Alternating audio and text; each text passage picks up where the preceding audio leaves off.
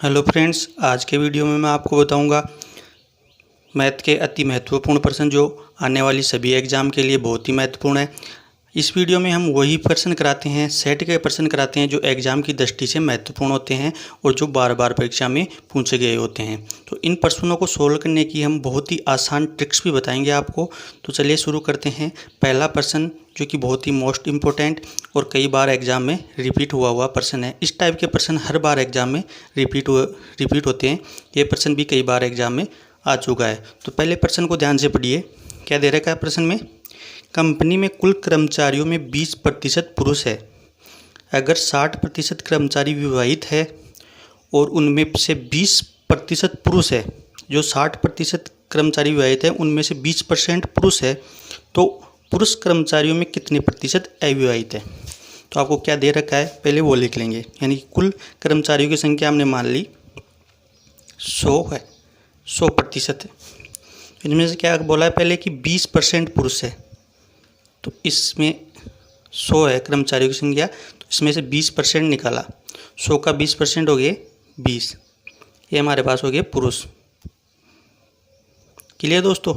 अब आगे क्या बोल रहा है? अगर 60% कर्मचारी विवाहित हों, अब 100 का 60%, 60 हो गया, ये हो गए 60 विवाहित कर्मचारी। क्लियर दोस्तों? ये हो गए विवाहित कर्मचारी। आगे क्या दे रखा है?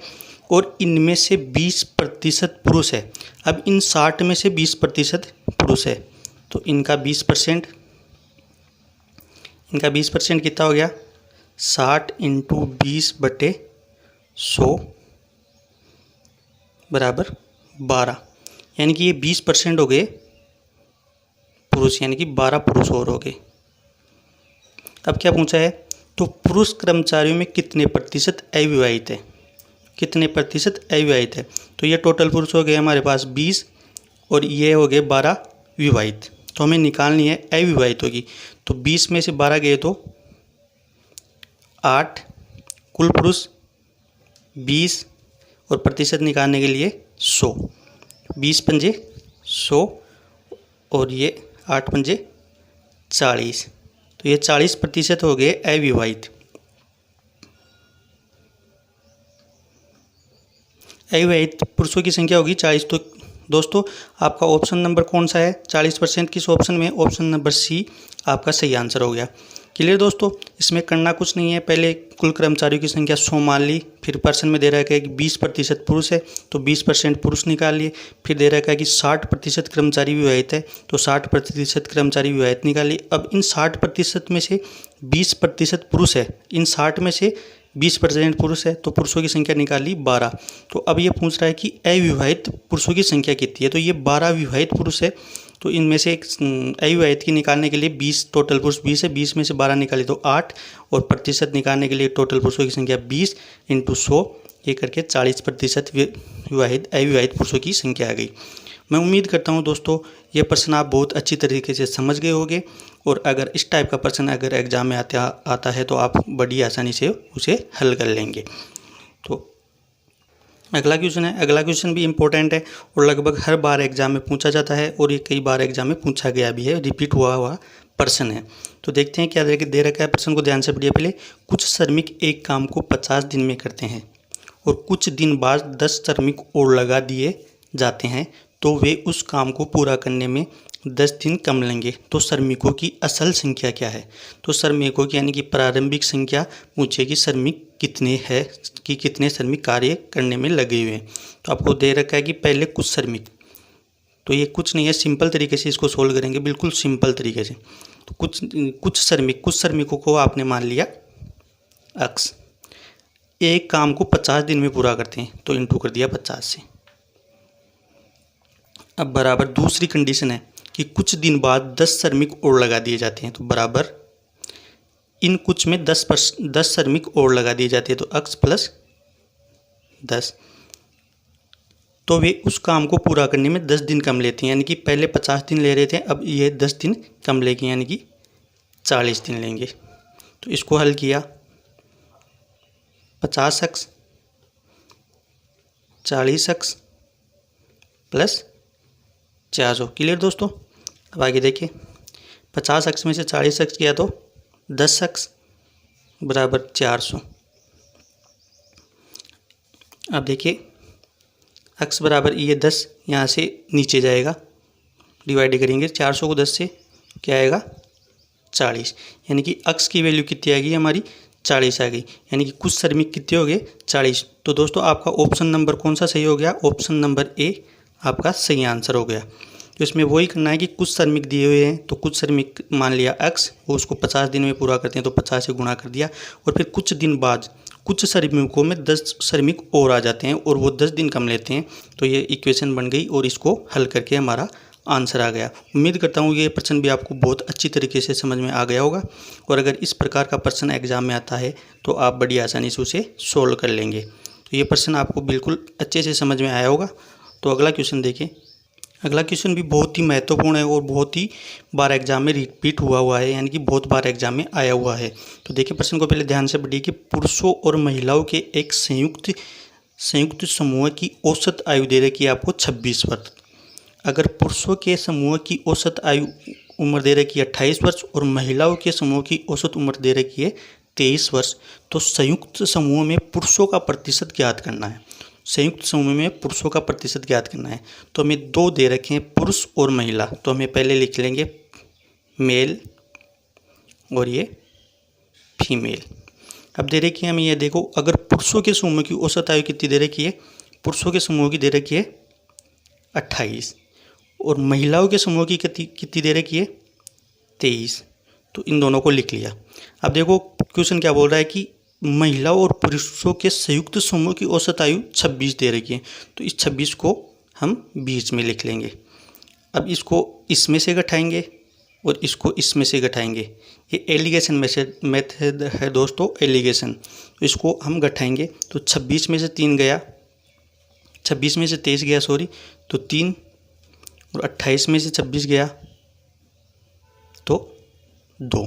ये हमारे पास 2 अनुपात आ गए। अब पूछा यानी कि मेल और फीमेल का अनुपात कितना आ गया 3:2, ये आ गया आपके पास। अब पूछा गया है कि संयुक्त समूह में पुरुषों का प्रतिशत ज्ञात करना है। तो यहाँ पुरुषों की संख्या कितनी है, पुरुषों का अनुपात कितना है 3, और टोटल अनुपात 3 और 2 5, और अब इसमें प्रतिशत निकालने के लिए वही 100 से गुणा करेंगे, तो इसे कटा दिया इसको 20, और ये 20 को 3 से मल्टीपल किया तो 60, और ये प्रतिशत, यानी कि संयुक्त समूह में पुरुषों का प्रतिशत कितना हो गया 60% हो गया।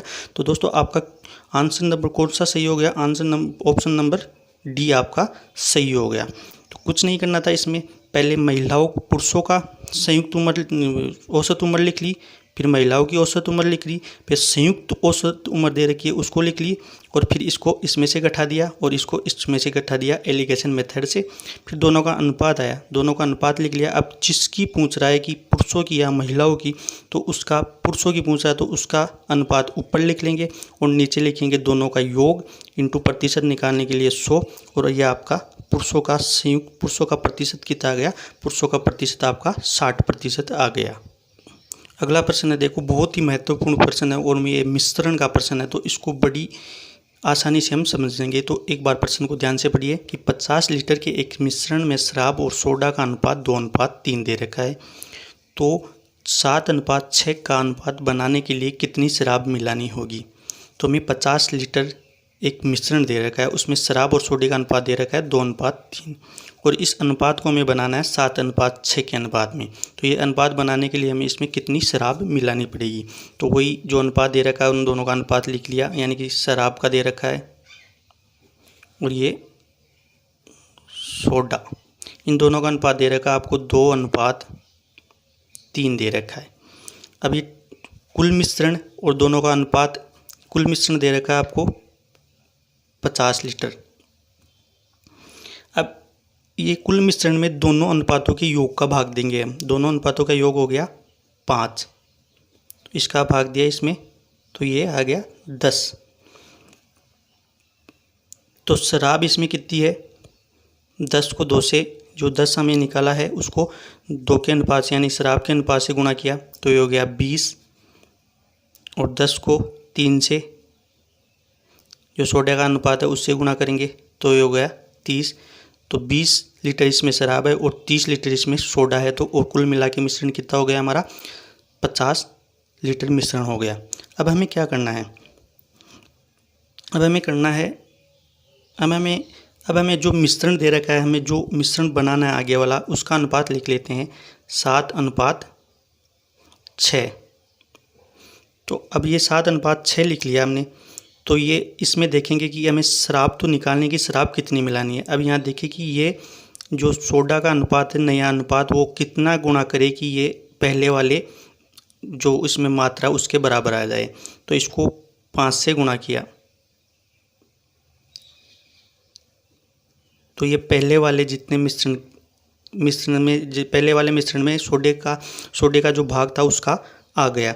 अब इसमें भी यही करेंगे, इसको भी 5 से ही गुणा करेंगे। जो शराब का अनुपात दे रखा है इसको भी 5 से गुणा करेंगे, तो इसको करेंगे तो ये हो गया 35। तो अब इसमें देखो कि हम ये मिश्रण को 5 से गुणा, इस अनुपात को 5 से गुणा करते हैं तो प्रारंभ में जो शराब की मात्रा थी उससे कितनी बढ़ रही है। तो 20 में से 35 गया, 35 में से 20 गया तो ये हो गया आपका 15, यानी कि 15 लीटर ये शराब बढ़ी। यानी कि इस अनुपात को, यानी कि पहले वाले भाग जो सोडे का भाग था उससे मल्टीपल किया तो 30 आया। ये अनुपात बराबर आया, यानी कि 5 गुना बढ़ाया हमने। तो इसमें भी 5 है, तो कितना लीटर शराब हमें और मिलानी होगी, इसमें हमें 15 लीटर शराब और मिलानी होगी। तो आपका ऑप्शन नंबर कौन सा सही हो गया, ऑप्शन नंबर डी आपका सही हो गया। इसमें करना कुछ नहीं है, शराब और सोडे का अनुपात निकाल लिया, फिर दोनों को अनुपात का योग करके कुल मिश्रण में भाग देके हमने एक एक की वो निकाल ली।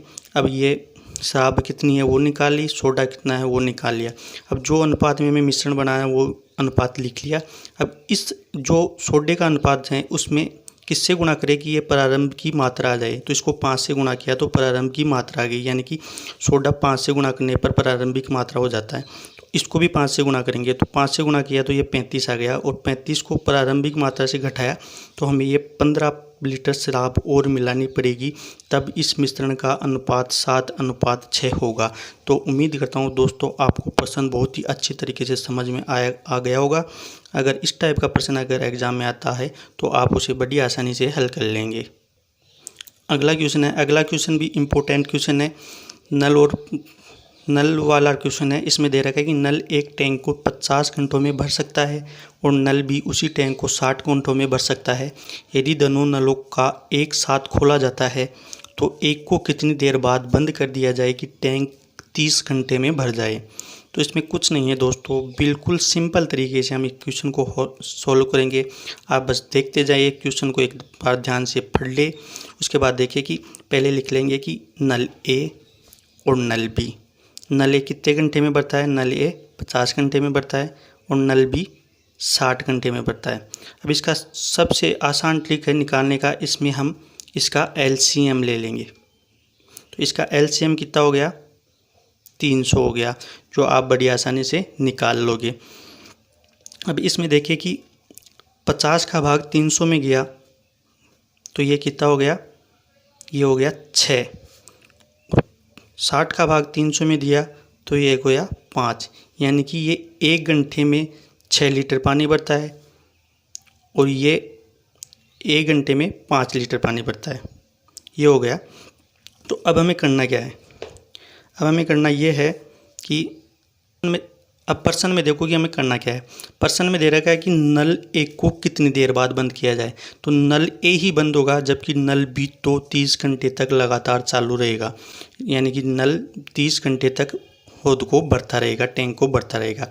तो हम इस जो ये निकाला है कि 1 घंटे में 5 लीटर बढ़ता है, तो 30 घंटे में कितना बढ़ेगा, ये 30 घंटे में बढ़ेगा ये 150 लीटर भर देगा उसको, यानी कि 150 लीटर उस टैंक को भर देगा।